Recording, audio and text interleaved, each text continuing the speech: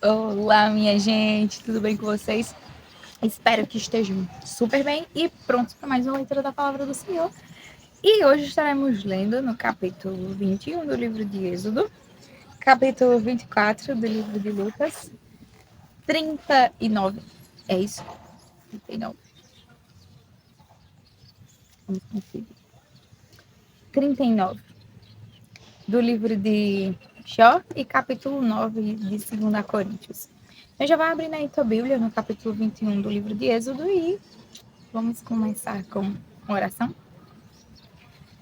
Então, fecha teus olhos e vamos orar. Pai amado, Deus bendito e exaltado, rendemos graças ao Senhor, porque Tu és excelso, porque Tu és soberano e santo. Ó Deus, como Te somos gratos pelo dia de hoje. Muito obrigada, Pai, por termos acordado, por estarmos respirando, por estarmos conversando com o Senhor e tendo um tempo precioso com aquele que é todo-poderoso. Que honra, Pai. Que honra, que privilégio. Que graça maravilhosa é podermos ser teus filhos, sermos adotados por ti, sermos considerados justos diante de ti pelos méritos de Cristo. Ó Deus, muito obrigada por isso. Obrigada por tua bondade, por tua palavra. Obrigada pela verdade que vem de ti, pela fidelidade, pela confiança que vem no Senhor. Obrigada, Deus, por ser esse ajudador, por ser nosso alívio, por ser aquele que nos traz paz, por ser o nosso refúgio. Na verdade, essa é a palavra, por ser o nosso refúgio, por ser o nosso Deus, por ser o nosso Pai. Obrigada. Obrigada por tanto. Pedimos perdão pela nossa falta de fidelidade, por não te amarmos à altura daquilo que tu merece e deve ser amado. Pedimos perdão, ó Deus, por nem sempre estarmos contentes em servir ou de fazer as coisas para a tua glória. Perdão, ó Deus, pelos nossos maus pensamentos, pelas palavras torpes que saem da nossa boca, ainda que por acidente, ainda que de forma não premeditada. Mas pedimos perdão por isso, porque entristece teu ser, entristece a tua santidade, entristece tu que és perfeito, és justo e bom. Fala conosco, ó Deus. Nos instrui na tua palavra, nos dá do teu conhecimento e nos permite ter segurança no Senhor. É assim que nós te oramos e te agradecemos em nome de Jesus. Amém. Capítulo 21, que diz o seguinte: São estes os estatutos que você apresentará aos filhos de Israel. Se você comprar um escravo hebreu, ele trabalhará para você durante 6 anos, mas no 7º ano será livre de graça. Se chegou solteiro, irá embora sozinho. Se era homem casado, a mulher irá com ele. Se o dono lhe der uma mulher e ela der à luz filhos e filhas, a mulher e os seus filhos serão do dono do escravo, e ele irá embora sozinho. Porém, se o escravo expressamente disser: Eu amo meu dono, a minha mulher e os meus filhos, não quero ser livre, então o dono do escravo o levará ao juiz e o fará chegar à porta ou à ombreira da porta, e o seu dono furará a orelha dele com um furador, e ele será seu escravo para sempre. Se um homem vender a sua filha para ser escrava, esta não ficará livre como ficam livres os escravos homens. Se ela não agradar ao seu senhor que se comprometeu a casar com ela, ele terá de permitir que ela seja resgatada. Não poderá vendê-la a um povo estranho, pois isso será deslealdade para com ela. Mas se a casar com seu filho, deverá tratá-la como se tratam as filhas. Se ele der ao filho outra mulher, não diminuirá o mantimento da primeira, nem os seus vestidos, nem os seus direitos conjugais. Se não lhe fizer estas 3 coisas, ela poderá ir embora de graça sem ter que pagar nada. Quem ferir um homem de modo que este venha a morrer, também será morto. Porém, se não lhe armou ciladas, mas Deus permitiu que ele caísse em suas mãos, então designarei a você um lugar para onde ele fugirá. Se alguém vier maliciosamente contra o próximo, matando a traição, você deverá tirá-lo até mesmo do meu altar para que seja morto. Quem ferir seu pai ou a sua mãe será morto. Quem raptar alguém e o vender, ou for achado tendo esse alguém ainda em seu poder, será morto. Quem amaldiçoar seu pai ou a sua mãe será morto. Se dois brigarem e um ferir o outro com uma pedra ou com um punho, e o ferido não morrer, mas ficar de cama, se ele se levantar outra vez e andar fora, apoiado no seu bordão, então será absolvido aquele que o feriu. Somente lhe pagará o tempo que perdeu e fará com que seja completamente curado. Se alguém ferir o seu escravo ou a sua escrava com um bordão e o ferido morrer logo, será punido. Porém, se ele sobreviver por 1 ou 2 dias, o dono não será punido, porque o escravo é propriedade sua. Se homens brigarem e ferirem uma mulher grávida e forem causa de que aborte, porém sem maior dano, aquele que feriu está obrigado a indenizar segundo o que lhe exige o marido da mulher, e pagará como os juízes lhe determinarem. Mas se houver algum dano grave, então o castigo será vida por vida, olho por olho, dente por dente, mão por mão, pé por pé, queimadura por queimadura, ferimento por ferimento, golpe por golpe. Se alguém ferir o olho do seu escravo ou o olho da sua escrava, e inutilizar o olho, deverá deixar o escravo ir livre como pagamento pelo olho. E se com violência fizer cair um dente do seu escravo ou de sua escrava, deverá deixar o escravo ir livre como pagamento pelo dente. Se um boi chifrar um homem ou uma mulher, fazendo com que morra, o boi será apedrejado e a carne dele não será comida, mas o dono do boi será absolvido. Mas se o boi já antes costumava chifrar e o seu dono sabia disso e não o prendeu, e o boi matar um homem ou uma mulher, o boi será apedrejado e também será morto o seu dono. Se lhe for exigido resgate, dará então como resgate da sua vida tudo o que lhe foi exigido. Quer tenha chifrado um filho, quer tenha chifrado uma filha, este julgamento lhe será aplicado. Se o boi chifrar um escravo ou uma escrava, o senhor deles receberá um pagamento de 360 gramas de prata, e o boi será apedrejado. Se alguém deixar aberta uma cova, ou se alguém cavar uma cova e não a tapar, e nela cair um boi ou um jumento, o dono da cova pagará o valor do animal, pagará dinheiro ao seu dono, mas o animal morto será seu. Se o boi de um homem ferir o boi do outro, e o boi ferido morrer, venderão o boi vivo e repartirão o valor, e dividirão entre si o boi morto. Mas se for notório que o boi já antes costumava chifrar e o seu dono não o prendeu, certamente pagará boi por boi, porém o boi morto será seu. Capítulo 24 do livro de Mateus, do livro de Lucas. Mas no primeiro dia da semana, alta madrugada, as mulheres foram ao túmulo, levando os óleos aromáticos que haviam preparado. Encontraram a pedra removida do túmulo, mas ao entrar não acharam o corpo do Senhor Jesus. Aconteceu que, perplexas a esse respeito, apareceram-lhes 2 homens com roupas resplandecentes. Estando elas com muito medo e baixando os olhos para o chão, eles disseram: Por que vocês estão procurando entre os mortos aquele que vive? Ele não está aqui, mas ressuscitou. Lembrem-se do que ele falou para vocês, estando ainda na Galiléia. É necessário que o Filho do Homem seja entregue nas mãos dos pecadores, seja crucificado e ressuscite no terceiro dia. Então elas se lembraram das palavras de Jesus e, voltando do túmulo, anunciaram todas estas coisas aos 11 e a todos os outros que estavam com eles. Essas mulheres eram Maria Madalena, Joana e Maria, mãe de Tiago. Também as demais que estavam com elas confirmaram estas coisas aos apóstolos. Mas para eles, tais palavras pareciam um delírio. Eles não acreditaram no que as mulheres diziam. Pedro, porém, levantando-se, correu ao túmulo, e abaixando-se viu somente os lençóis de linho e nada mais. E retirou-se para casa admirado com o que tinha acontecido. Naquele mesmo dia, 2 discípulos estavam indo para uma aldeia chamada Emaús, que ficava a uns 10 quilômetros de Jerusalém. Iam conversando a respeito de tudo o que tinha acontecido. Enquanto conversavam e discutiam o propósito Enquanto conversavam e discutiam, o próprio Jesus se aproximou e ia com eles. Porém, os olhos deles estavam como que impedidos de o reconhecer. Então ele lhes perguntou: o que é que vocês estão discutindo pelo caminho?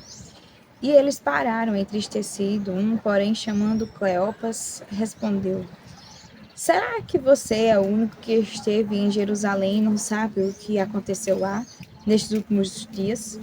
Ele lhes perguntou do que se trata. Eles explicaram aquilo que aconteceu com Jesus, o Nazareno, que era profeta poderoso em obras e palavras diante de Deus e de todo o povo. E como os principais sacerdotes e as nossas autoridades o entregaram para ser condenado à morte e o crucificaram. Nós esperávamos que fosse ele quem havia de redimir Israel. Mas depois de tudo isto, já estamos no terceiro dia desde que essas coisas aconteceram. É verdade também que algumas mulheres do nosso grupo nos surpreenderam, indo de madrugada ao túmulo. E não achando o corpo de Jesus, voltaram dizendo que tinham tido uma visão de anjos, os quais afirmaram que ele vive.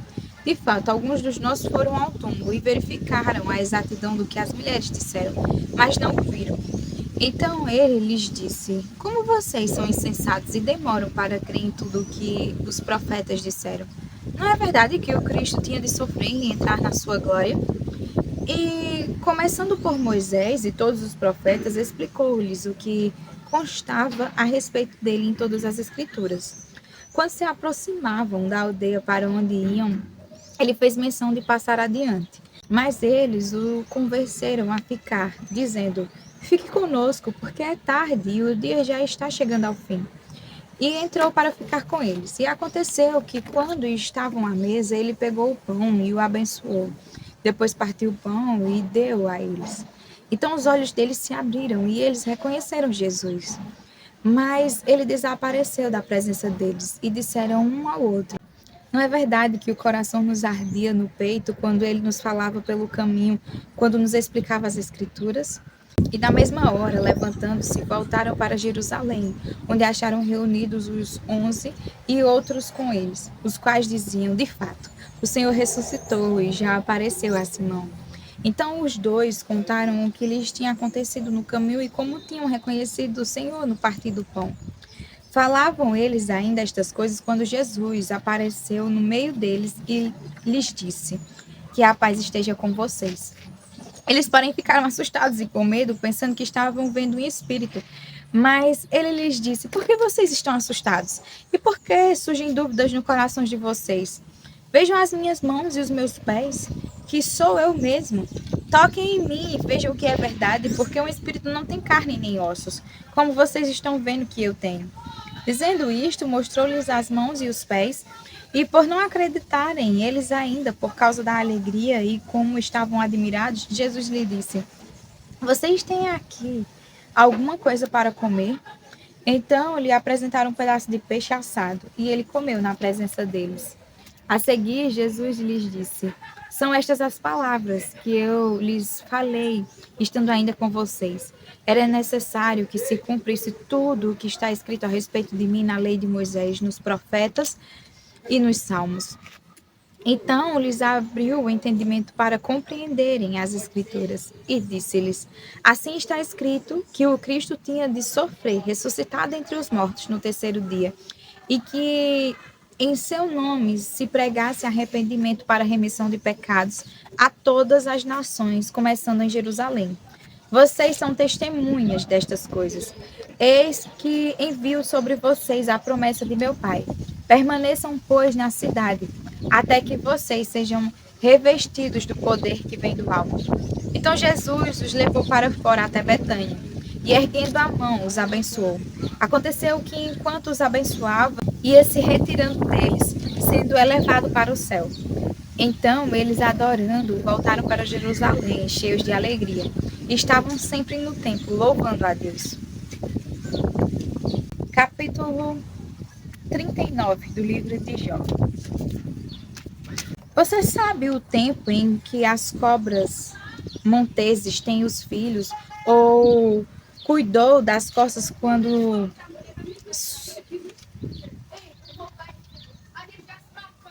Você sabe o tempo em que as cobras monteses têm os filhos, ou cuidou das costas quando dão suas crias?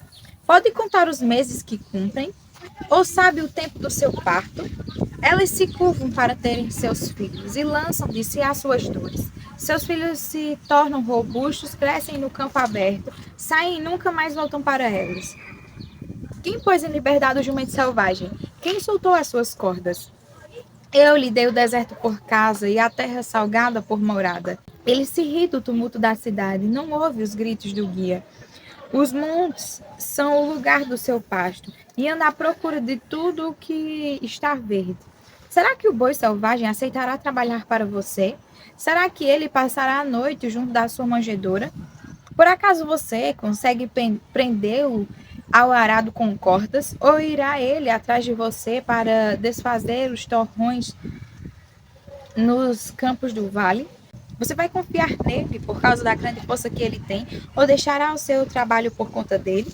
Você acredita que ele trará para casa o que você semeou e o recolherá na sua ira?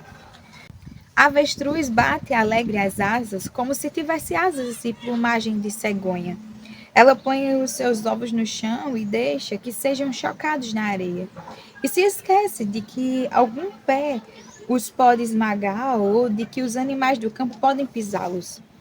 Trata com dureza os seus filhos como se não fossem seus. Embora seja em vão o seu trabalho, ela está tranquila, porque Deus lhe negou sabedoria e não lhe deu entendimento. Mas quando de um salto se levanta para correr, ri do cavalo e do cavaleiro. Por acaso foi você quem deu força ao cavalo ou revestiu o seu pescoço de crinas? É você quem o faz pular como gafanhoto? Terrível é o fogoso respirar das suas ventas. Escarva no vale, satisfeito com a sua força, e sai ao encontro dos inimigos. Zomba do medo e não se espanta, não recua por causa da espada. Sobre ele balança a aljava, cintila a lança e o dardo. Com ímpeto e fúria, vai engolindo as distâncias e não se contém ao som do clarim. A cada toque do clarim, ele diz: avante! Cheira de longe a batalha, o grito dos comandantes e o alarido de guerra. Será que é pela inteligência que você tem que o falcão voa, estendendo as suas asas para o sul? Ou é por uma ordem sua que a águia sobe e faz o seu ninho lá no alto? Ela mora no penhasco, onde faz a sua morada, no alto do penhasco, em lugar seguro. Dali descobre a presa, seus olhos a avistam de longe, seus filhotes chupam sangue, onde há mortos, ali ela está. Capítulo 9 do livro de 2 Coríntios. Ora, quanto à assistência a favor dos santos, não é necessário que eu escreva a vocês, porque conheço a boa vontade de vocês, da qual me orgulho diante dos macedônios, dizendo que os irmãos da Acaia estão preparados desde o ano passado, e o zelo de vocês tem estimulado muitos deles. Mas enviei estes irmãos para que o nosso louvor a respeito de vocês neste particular não se desminta, a fim de que, como venho dizendo, vocês estivessem preparados. Do contrário, se alguns macedônios forem comigo e descobrirem que vocês não estão preparados, isso será uma vergonha para nós. Para não dizer que será para vocês também, por toda essa confiança que temos em vocês. Portanto, julguei necessário recomendar aos irmãos que me precedessem na visita a vocês e preparassem de antemão a oferta que vocês prometeram, para que esteja pronta como expressão de generosidade, não de avareza. Isto afirma aquele que semeia pouco, também colherá pouco. E o que semeia com fartura, também colherá com fartura. Cada um contribua segundo tiver proposto no coração. Não com tristeza ou por necessidade, porque Deus ama quem dá com alegria. Deus pode tornar abundante em vocês toda graça, a fim de que, tendo sempre em tudo ampla suficiência, vocês sejam abundantes em toda boa obra, como está escrito: distribuiu, deu aos pobres, a sua justiça permanece para sempre. E Deus, que dá semente ao que semeia e pão para alimento, também suprirá e aumentará as sementes e multiplicará os frutos da justiça de vocês. Assim, vocês serão enriquecidos em tudo para toda generosidade, a qual por meio de nós resulta em orações de gratidão a Deus. Porque o serviço desta assistência não só supre a necessidade dos santos, mas também transborda em muitas orações de gratidão a Deus. Na prova deste serviço, eles glorificam a Deus pela obediência da confissão que vocês fazem do Evangelho de Cristo e pela generosidade com que vocês contribuem para eles e para todos. Enquanto eles oram por vocês com grande afeto por causa da extraordinária graça de Deus que foi dada a vocês. Graças a Deus pelo seu dom indescritível. Amém. Até amanhã para mais uma leitura da Palavra do Senhor. Fiquem com Deus.